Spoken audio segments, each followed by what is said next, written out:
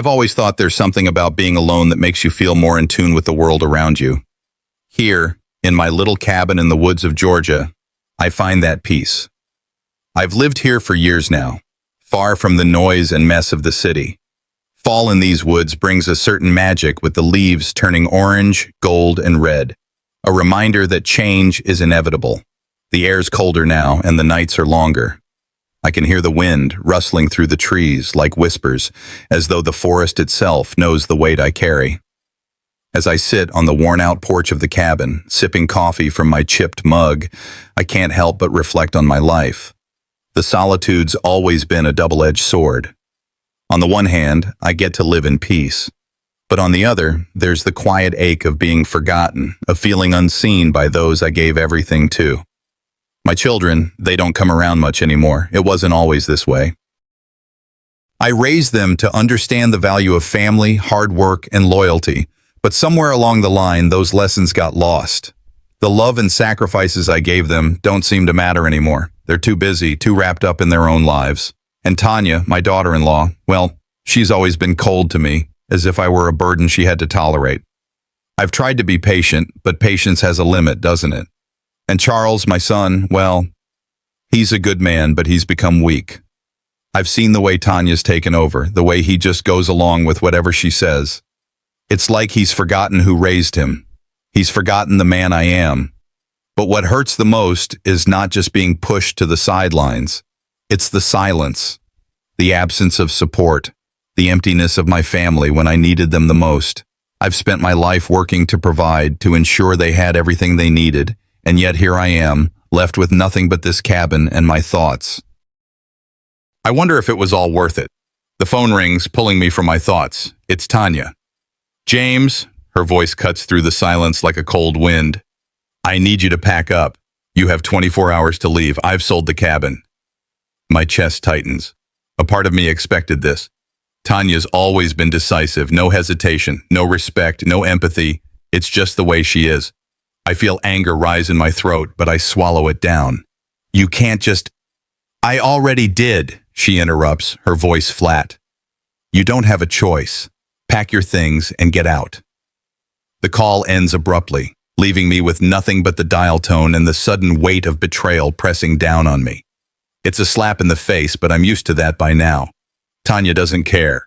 And Charles, well, Charles isn't even a part of this conversation. He's not standing up for me. He never does anymore. How did it come to this? All those years I worked, all the sacrifices, all the family dinners I attended, every birthday, every Christmas, I made sure to be there. I was there for them when they needed me, but when it came time for me to ask for the same, I was cast aside. I sit there staring out the window, feeling the anger bubble up, followed by a deep sadness. What's left? Then it hits me. I've been passive for too long, too forgiving. Always keeping the peace, always thinking the next day would be better, that things would change. But change never came. And now, they want to take my home. The one place that's always been mine. I'm done being quiet. I'm done being the man they walk all over. I stand up, walk around the cabin, looking at the place I built with my own hands. The walls that hold memories of my wife long gone. The years spent here when everything felt right. I start packing, not with the intention of leaving, but with the intention of making sure they know I'm not going quietly. I pick up a photo from the mantle. It's an old one, me, my wife, and the kids, smiling before life got complicated. I stare at it for a long time, my fingers tracing the edges of their faces. This was supposed to be our place. It was supposed to be a refuge, a place where we could all gather when life got too hard. But now, it's just a reminder of how far we've drifted. I know what I have to do. I've spent too many years sitting back, waiting for them to see me, waiting for them to acknowledge my sacrifices. No more. Tomorrow, I'm going to make sure they see me. I'm going to make them remember who I am. As the sun sets over the horizon, I stand at the window, looking out at the woods that surround me. They've been with me through everything, through the loneliness, the pain, the joy, and now they'll bear witness to my fight. I won't go down without a fight. The front door creaked open, and there she was. Tanya, standing in the threshold of my cabin, her heels clicking against the wooden floor with every step. Her posture, rigid and sharp, radiated the same sense of control she always had. She walked in like she owned the place, and in her mind, maybe she did. Her eyes swept around the room, dismissing the modest setting, the simple life I had built here.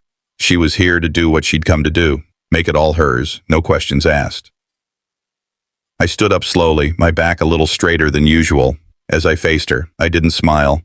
I didn't greet her the way I once would have. This wasn't a visit, not really. It was an invasion, an assertion of her dominance. But I was ready for it. I could feel the weight of the years pressing on my chest, the years of silence and submission, but it wasn't there anymore. Something had shifted. Something had broken inside me, and it was time she saw it. "You're here," I said flatly, my voice calm but carrying the weight of everything I'd been holding back. She paused for a moment, her lips twisting in that way she does when she's trying to make herself sound more important than she is. "I'm here to finalize everything. You need to pack up, James. The cabin's been sold and you need to leave. You've got 24 hours. I could see the smug satisfaction on her face, like she expected me to just cave. Like she thought I'd crumble the moment she spoke. But I didn't. I stood there, rooted in place, my mind swirling with thoughts of how I'd been treated over the years. My silence. My acceptance of everything they threw my way. It was all coming to a head now, and she didn't even see it. "You're not the one who's going to tell me when to leave," I replied. My voice didn't waver. It wasn't a question, it was a statement. And for the first time in a long while, I felt a sense of clarity. Tanya raised an eyebrow, clearly thrown off by my response. She glanced around the cabin as if it was just another task to check off her list. "James, this isn't a negotiation. It's already done. You can't stay here anymore. I'm in charge now." The words hit me like a slap, but I held my ground. She might have thought she was in charge, but I wasn't that man anymore. I'd spent too many years playing along, pretending to be okay with everything, but not anymore. Not today. She kept talking, her voice sharp and dismissive, outlining the details of the sale as if I didn't already know. I stood there listening, but her words felt hollow, like they were being said to someone else. In that moment, I wasn't just hearing her. I was hearing all the times I'd been dismissed, all the times I'd been overlooked in favor of someone else's desires. And then it hit me. How many times had I stayed silent, hoping things would change, hoping my children would see the sacrifices I made? But they didn't. They couldn't. They were too caught up in their own lives to see the man who had given them everything. Tanya's voice broke through my thoughts. "You can't fight this. It's over, James. You can't stop me." She believed that. She really thought I wouldn't fight back. She didn't know me. She didn't know the man I was anymore. I was no longer the man who would take it all and stay quiet. No, I wasn't that man. I stood there, letting the silence fill the room between us. She waited for me to react, but I didn't. I couldn't give her that satisfaction. I wasn't going to let her provoke me. Instead, I gathered the strength I had inside me and found the words that had been buried for so long. "You don't get to make this decision for me. I'm not leaving. Not like this." She laughed. It was a cold, dismissive sound, like she couldn't believe I was actually standing up to her. "You think you can stop me?" She stepped closer, leaning in as if she were daring me to say something else to try to stop her. "I've already made arrangements. The cabin's mine now. Everything's in order." I could feel the anger rising in my chest, but I didn't let it control me. No, this wasn't about anger. This was about standing my ground. This was about taking back what was mine, even if I had to fight for it. She looked at me, her face twisted with disbelief, and that's when it hit me. She had no idea what she was up against. She didn't know the depth of my resolve. She thought this would be easy. She thought she could push me around, but she couldn't. "My cabin is not for sale, Tanya," I said, my voice low but firm. "And I'm not leaving. Not until you prove you have the right to make me." Her face faltered for a split second before her smirk returned. "You think I'll back down? You're too old, James. Your time's over. It's time to let go." I felt the sting of her words, but I didn't flinch. This was the moment I'd been waiting for, the moment when I finally stood up for myself. No more playing nice. No more pretending that everything was fine when it wasn't. I was done. "You may have bought the cabin, Tanya," I said, my voice steady, "but you'll never own me." For a moment we just stood there, the tension thick in the air. I could see the wheels turning in her head, but she didn't say anything. She couldn't. She knew deep down that I wasn't the man she thought I was, and she wasn't ready for what came next. I turned away from her, walking to the window, looking out at the forest beyond. The leaves had started to fall, the changing of the seasons a reminder that everything changes. But one thing was certain, I wasn't going to let her control me anymore. As I stood there looking out into the distance, I knew that the battle was far from over. The day Charles arrived was a slow burn. I could feel the weight of his presence before he even knocked on the door. It was as if his very being was a reminder of all the things I had failed to do, failed to fix. And there he was, standing at the threshold, looking uncomfortable in the way only someone who's been avoiding the truth for too long can. I didn't greet him with the enthusiasm I used to. Instead, I simply nodded and let him in. Charles, ever the master of disguise, tried to play it cool, but the unease was palpable. His smile was tight, forced, as if he was trying to convince both me and himself that everything was fine. He was trying to cover up the cracks, but I saw right through him. I stayed quiet, though. What was there to say? The man I once thought I knew was gone. In his place was someone who barely recognized the gravity of the situation. Charles made small talk, asking about the weather, about the cabin, but I could hear the tension in his voice. He was avoiding what we both knew was the reason for his visit. I couldn't help but feel disappointed in him. He didn't even acknowledge how much I'd sacrificed for this family, how much I'd bent over backward to be there for him, only to be treated like an afterthought. But I stayed silent. I wasn't going to engage in another one of his half-hearted conversations that never went anywhere. When I finally spoke, it wasn't with anger. It wasn't with the emotion I expected to feel. Instead, I said quietly, "What are you here for, Charles?" His expression flickered for a moment, then settled back into something he probably thought looked sincere. "I came to talk, Dad. Tanya and I. We need to figure this out. It's all been sorted." That was it, wasn't it? Sorted. Just like that. The cabin that my wife and I had built with our hands, our hopes and dreams encapsulated in those four walls, was no longer mine. It had been sold, and now my son was here trying to convince me it was for the best. The words cut deeper than I thought they would, and for a moment I wondered if I was still that man who let things slide, who let everyone walk over him. "You think Tanya's got everything under control?" I asked, the words slipping out before I could stop them. The hurt in my voice was real, and it felt raw. "You think she's in charge of everything?" Charles shifted uncomfortably. "Dad, it's just... Look, it's the way it has to be. We're trying to do what's best for everyone. You've got to understand, this is better for you too." The words hit me like a brick. Better for me? Since when had Tanya's decisions ever been about what was best for me? My mind raced back to all the times I'd been silenced, all the years I'd put the family first, swallowing my pride and my needs to keep the peace. And now here I was, looking at my son, the one person I thought would have my back, telling me that Tanya had everything under control. It wasn't just the cabin anymore. This was about my dignity, my place in this family. It had all been stripped away piece by piece, and now it was a fight for control over the last thing that was mine. I could feel the years of quiet resentment building inside me, but I didn't lash out. Not yet. Instead, I took a deep breath, letting the silence hang between us for a moment before speaking again. "You're wrong, Charles. You've let her push me around for too long. I'm not leaving this cabin. Not now, not ever." His face faltered, just for a second, before he recovered. "Dad, I'm just trying to help. Tanya's right. This is for the best." Help. That word cut deeper than anything. He wasn't here to help. He was here to reinforce the decision that had already been made without me. My son, my own flesh and blood, wasn't standing up for me.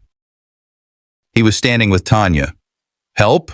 I repeated, my voice a little louder now, but still controlled. "You're helping by turning your back on me? You're helping by watching her take everything I've built and sell it off like it's nothing?" Charles's jaw tightened. He didn't want to hear this. He didn't want to acknowledge the anger in my voice, the hurt that was spilling over. But it was there, and it wasn't going away, not until he understood what this was really about. "You don't get it, do you?" I said, my words cutting through the silence. "You've never had to fight for anything. You've never had to give up everything for someone else. I've spent my whole life making sure you and Tanya had everything you needed, and now I'm being tossed aside like I don't matter." The words hit him harder than I expected. I saw the flicker of guilt in his eyes before he looked away. But it was too late. The damage had been done. The family bond I had worked so hard to maintain had been stretched too thin, and now it was unraveling before my eyes. Tanya was still pulling the strings, and Charles, my own son, was caught in her web. It wasn't just the cabin anymore, it was everything. It was years of sacrifices that were now being used against me. And for the first time, I realized that my fight wasn't just about keeping the cabin. It was about standing up for myself. It was about reclaiming what had been taken from me, not just the cabin, but my place in my own family. I didn't know what would happen next, but I knew this: I wasn't backing down. The moment Tanya spoke, I could feel the familiar tension rising in my chest. She wasn't here to negotiate. She wasn't here to talk things through. No, this was her final ultimatum. The words slipped out of her mouth in a calculated, cold tone. "You need to leave the cabin. I need you out in 24 hours. She stood there, arms crossed, as if she were presenting a solution instead of delivering a sentence. Her voice was steady, but I could hear the slight edge beneath her calm facade. She made it sound so simple, like this was just another routine decision that she had the right to make. And there it was. She had no intention of discussing it. This wasn't a conversation. It was her decree. I listened carefully, not allowing my emotions to rise. I could hear the manipulation in her words, even if she dressed them up in a polished, almost sympathetic tone. "It's for your own good, James," she said, as if she were doing me a favor by forcing me out of my own home. A home that had been built with my own hands, a place where I had hoped to grow old in peace. But her words didn't sting the way they used to. I didn't feel the familiar sinking of my chest, the helplessness that had followed every previous argument with her. No, this time was different. I didn't react immediately. I just stared at her, letting the silence linger between us. I wasn't about to let her think she could control me any longer, but I was still unsure. Unsure if it was worth fighting for this old cabin. Unsure if I had the strength to keep standing my ground. As Tanya turned to leave, I stood there in the same spot, staring out the window at the trees. The forest was still, almost too still.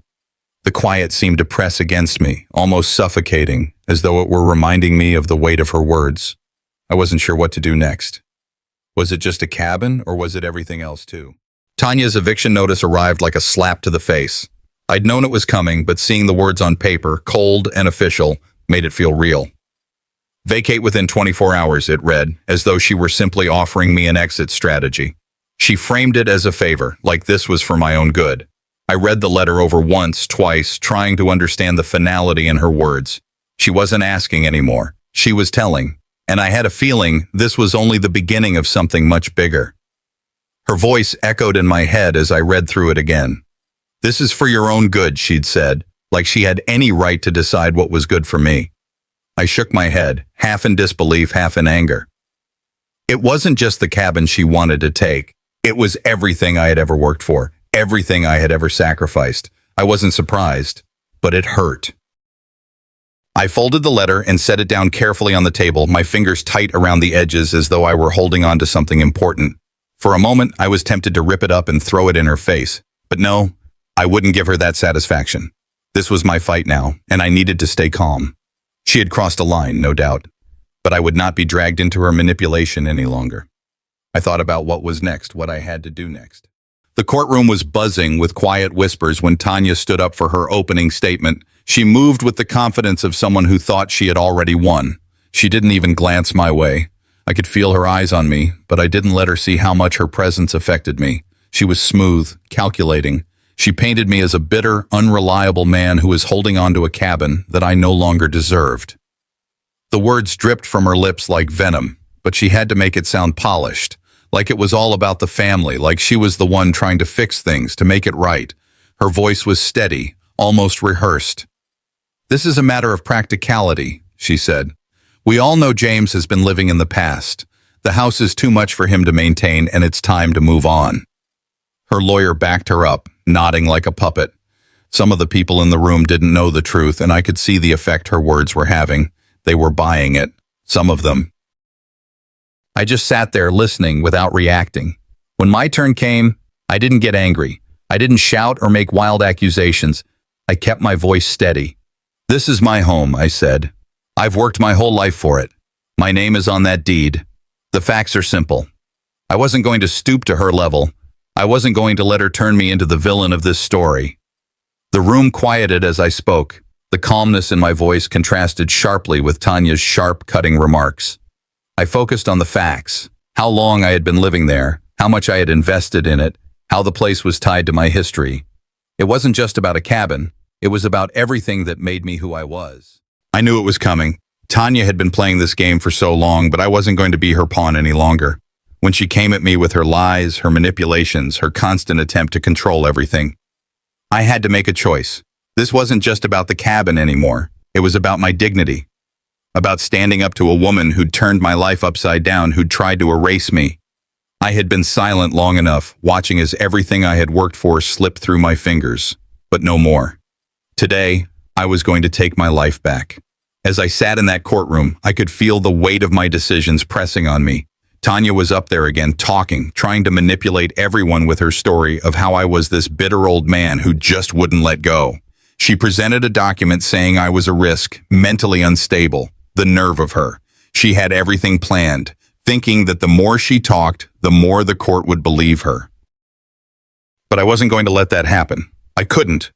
When it was my turn, I stood up, steady, calm, and I looked at the judge, at the family, at Tanya. "I've worked my whole life for that cabin," I said, my voice firm but not angry. "No one knows the blood, sweat, and tears I've put into it. Not her, not anyone. She can lie all she wants, but I won't stand by and let her take what's mine." Tanya's face twisted for a moment, as if she couldn't believe I was standing my ground. But I wasn't done. I had more. This wasn't just a legal battle, it was a battle for respect. I had been silent for too long, but not anymore. The tension in the room was thick. Tanya tried to stand tall, but I could see the cracks beginning to show. She started throwing around accusations about my mental health, trying to make me out as crazy, unfit to be in charge of anything. The courtroom was watching, some of the family members looking at me with doubt. But I didn't flinch. I didn't give her the satisfaction of seeing me break. Then it was my lawyer's turn. We had the proof, emails, contracts, documents that exposed Tanya's fraud. Everything she had worked so hard to hide was about to be laid bare. The judge listened. The room went silent. Tanya's face paled as the evidence came to light. This was no longer just about me defending myself. This was about exposing the truth. She had been manipulating me, trying to erase my place in the family, and now everyone could see it. It was clear now. Tanya's lies, her deceit, her underhanded tactics, it was all falling apart. I didn't even need to scream or shout. The truth was louder than any of her false claims. But Tanya, being the woman she was, wasn't ready to give up. She made one last attempt to regain control, presenting a forged letter from a supposed family friend. She claimed I was unfit to care for the cabin, that I was unstable, but this time, her move was too obvious. My lawyer immediately pointed out the fake signature, the inconsistencies, tearing her last attempt to pieces. The courtroom was stunned. Tanya tried to recover, but it was too late. The tide had turned. People were starting to look at her differently. Some of the family members who had once stood by her were now questioning her integrity. She couldn't manipulate the truth anymore. And that's when I did it. I stood up one last time and called her out. I wasn't angry. I was calm. "You've been using me, trying to make me the villain in my own life," I said. "I've spent too many years letting you control the narrative. No more. I'm not going to let you destroy everything I've worked for, and I'm not going to let you tear this family apart." It was the moment of release, the moment I'd been waiting for. All the anger, all the years of frustration, all the pain came pouring out. I wasn't just fighting for a cabin, I was fighting for my life, my dignity, and my family. And when I spoke, I could feel the weight lifting off my shoulders. I was no longer the invisible man in this family. I was the man who was finally seen. Tanya's face twisted, trying to maintain her composure, but it was clear she was unraveling. She shot me a venomous look, but I wasn't afraid anymore. I had won. I had exposed her. I had fought back. The judge looked at the evidence, and the decision was final. Tanya's fraudulent claims were dismissed. The cabin was rightfully mine, and she had no grounds left to stand on. The room felt heavy, but the weight was different now. I had won. Tanya tried one last desperate plea, but it was too late. She had been outplayed. The judge ruled in my favor, and it was over. Or so I thought. As I walked out of the courtroom, a sense of calm settled over me, but Tanya wasn't done yet. She turned to me, her voice low, filled with malice. "This isn't over, James. I'll fight you till the end," she spat. I didn't flinch. "You'll learn to respect me, or you'll regret it," I said, my voice cold. The battle was over, but I knew this wasn't the end of the war. There would be more to come, but for now I had won, and that was enough.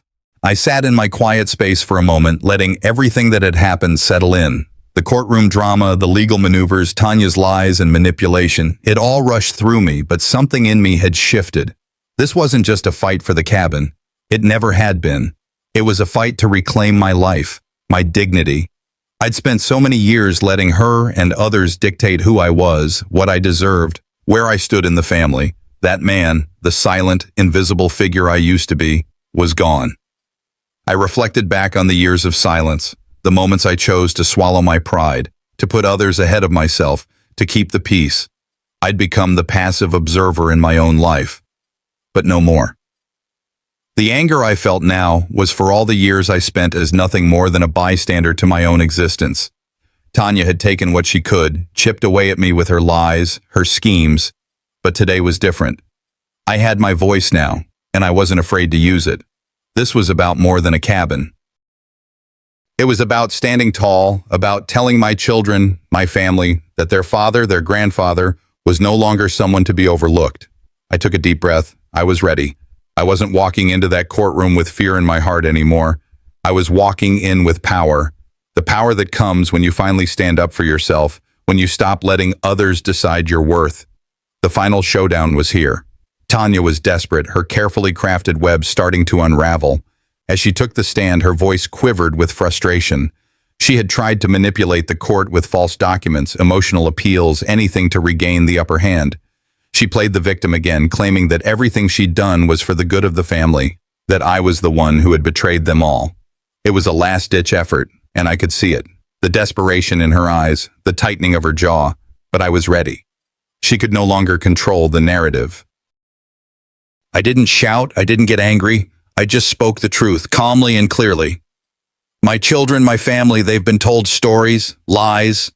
They've been told I'm unfit, unstable. But the truth is, I've been silent for too long. Let me tell you what's been happening behind closed doors. I've been manipulated, controlled, dismissed by the very people I've given my life to. And I won't stand for it anymore. The room fell quiet. The tension was thick, and for a moment I saw the shift. The courtroom, the jury, the family members. Everyone was finally starting to see the truth. Tanya's facade started to crack, her cool demeanor faltering. Her last desperate attempt to sway the court was to claim I was mentally unfit, presenting manipulated documents and witnesses who swore I was untrustworthy. But my lawyer had already anticipated this. He tore into those documents, exposing every lie, every false claim. It was clear now. Tanya had lost control. I stepped forward, my voice steady. The problem here wasn't the cabin. The problem was that for years I allowed people like her to push me aside, to control my life, to erase my worth. I stayed silent. But I'm done being silent. This battle isn't just about property. It's about respect. It's about being seen. The weight of those words hung in the air. Some of my family members shifted in their seats, a few even looking at Tanya with questioning eyes. The room was no longer on her side. It was my turn now. This was my moment. When the judge made his ruling, it was final. Tanya's claims were dismissed. The cabin, everything that had been in dispute, was rightfully mine. There was no joy in the victory, though. Tanya's face twisted in fury, but her defeat was undeniable. She stood up, gave me one last scornful look, and left the courtroom without another word. For a brief moment, I allowed myself to feel the relief, the quiet triumph of knowing that the battle was over. But there was no celebrating. The war was far from done. Tanya had lost this round, but she was already thinking of her next move. Her grip on the family wasn't entirely gone. It would take time for things to settle, to truly heal. But for the first time in years, I felt like I had a chance to rebuild. I stepped out of the courtroom and onto the steps, breathing in the fresh air. The battle had been long, but I had reclaimed my life. I had reclaimed myself. The pain wasn't gone, but the weight was lighter. As I walked through the door of my home later that day, I was met with a quiet, tense atmosphere. Family members were still divided, some offering their support, others uncertain, still loyal to Tanya's narrative. The victory wasn't just legal, it was personal, and the fallout had just begun. My children approached me cautiously. Some looked at me with eyes full of guilt, others with lingering resentment. The damage done by Tanya's manipulations ran deep, but I wasn't backing down. I needed to talk to them, explain the truth in a way that they could understand. "We need to talk," I said softly but firmly. They hesitated, but I could see the cracks in their loyalty. Slowly, they began to listen. Slowly, I began to rebuild the trust that had been shattered. In the following days, I found my strength again. I had won the case, yes, but the emotional toll was heavy. Tanya's manipulations had left scars, and those scars weren't healed by a court decision. But there was hope now. There was a chance for renewal. Then something unexpected happened. A letter arrived one afternoon from an old friend, someone I hadn't seen in years. The letter was simple, an invitation to meet, but it was more than that. It was an acknowledgement, a gesture of kindness that meant more than I had realized.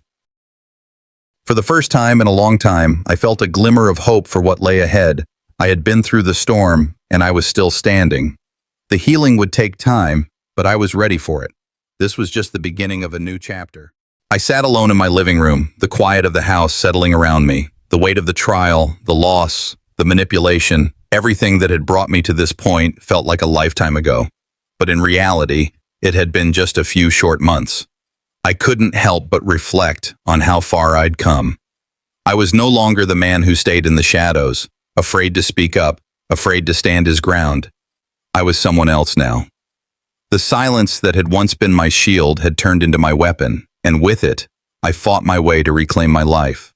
When I first started this journey, the battle seemed so simple. I was fighting for the cabin. But the truth, the real battle, was always about something deeper. It was about my right to exist without being controlled, to live without being manipulated. And now, I had my voice back. That cabin, the house, it was just a symbol. The true prize was my freedom, my dignity. The emotional scars were still there, but they were healing. Slowly but surely, I was no longer bound by the need to prove my worth to anyone. Not Tanya, not my family. This moment, sitting here alone, I realized that I had reclaimed what mattered most, myself. I wasn't the same man I had been when all of this started. I had transformed, not because of the victory in court, but because of the victory within myself. The days following the trial were quiet, but filled with tension. Some members of my family had sided with me. Others, well, they remained loyal to Tanya. The damage she'd done to us wasn't going to just vanish. There were whispers at every family gathering. Unspoken words hung heavy in the air. I knew I had to address the rift, but it wasn't going to be easy. I sat down with one of my children, a conversation I knew needed to happen but had been avoiding. We talked for hours, not about the cabin, not about the trial, but about the pain, the betrayal. They didn't understand at first, but eventually they began to see. Now I wasn't a villain. I was a man who had been wronged.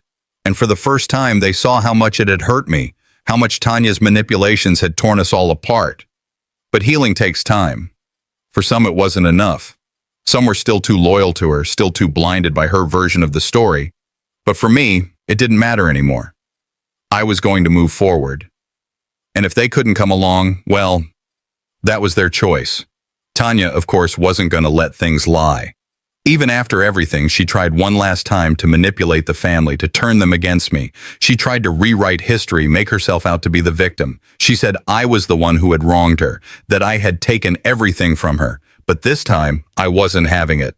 I didn't let her drag me into her mess. I simply stood my ground. "You can't rewrite the truth, Tanya," I said, my voice calm but firm. "The truth is, you've manipulated this family for years. And you've hurt a lot of people in the process, not just me, but them too." Some of the family who had been on her side started to hesitate. The seeds of doubt were planted. I saw the change, and it felt good, but Tanya wasn't done. She threw out one last accusation, desperate to control the narrative. "You're just trying to tear this family apart," she shouted, her face red with anger. I didn't shout back. I didn't need to. "No," I said quietly. "You've already done that. I'm just trying to put it back together." Her anger boiled over, but it didn't matter anymore. She was defeated. It was clear to everyone, even to some of her own allies, that her grip on the family was slipping. The legal process was over, and the judge's decision stood. Tanya's claims were dismissed. The cabin, the property, everything that had been a part of her scheme was mine. But as much as that victory mattered, it didn't feel like the end. The real closure, the real win, was in how much I had changed throughout this ordeal. I stood in front of the judge's decision papers, feeling the weight lift. The fear of her control had been my prison for so long, and now I was free. The legal battle had been tough, but the personal one was harder, and it wasn't over. The emotional scars would take time to heal, but I had the strength to face them now. The family's reaction to the verdict was mixed. Some were relieved, some were still skeptical, unsure of what had really happened. But it didn't matter. For the first time in years, I wasn't carrying the weight of their judgment on my shoulders. I had my life back. The rest was just noise. I knew that Tanya wouldn't go quietly. She'd continue to whisper her lies, to twist the truth in her favor. But I had learned to stop listening. As the months passed, things started to shift. Some family members reached out, wanting to rebuild. Some were still holding on to their anger, their loyalty to Tanya. It was slow progress, but progress nonetheless. I knew it would never be perfect. Some relationships were broken beyond repair. But that wasn't on me anymore. I had done my part. I had fought for the truth. I had reclaimed myself. One evening, as I sat by myself, reflecting on everything that had happened, I felt a deep peace. It wasn't about the material things. It wasn't about the cabin or the fight for my rights. It was about the freedom I had earned. Freedom from silence, from manipulation, from fear. I had reclaimed my life. There was still a long road ahead. The family would never be the same. Some wounds couldn't be healed no matter how much time passed, but I was no longer defined by what had happened. I was defined by who I was becoming. The future was wide open, and for the first time in a long time, I was ready to embrace it. I stepped outside into the cool evening air, feeling the breeze against my skin. For the first time in years, I wasn't weighed down. I wasn't a prisoner in my own life. I had taken back control, and I was going to live it on my terms.